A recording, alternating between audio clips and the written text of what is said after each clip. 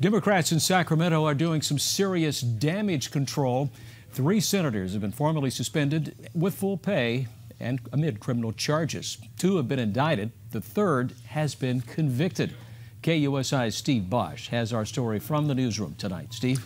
Alan, the damage control is to protect themselves and the institution, and they're likely to weather this storm because the Democrats hold all of the cards.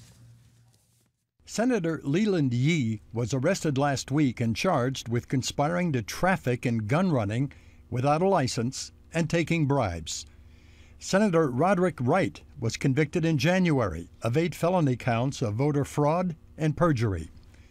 And Senator Ron Calderon faces corruption charges for accepting $100,000 in bribes, $88,000 of which came from an FBI agent. This is symptomatic of a culture of corruption that has emerged in Sacramento when there are no checks and balances.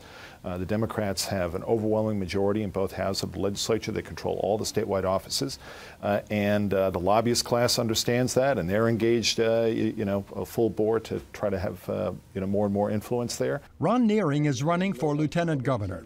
He talked about what he calls this culture of corruption during a speech before the California Federation of Republican Women in Carlsbad. That having one party that has an overwhelming majority in the legislature and all the statewide offices means you don't have accountability, you don't have checks and balances. Last Friday, the Senate formally suspended the 3 senators with full pay and promised to strengthen ethics rules. With that came extreme arrogance that they are above the law and that the law doesn't apply to them.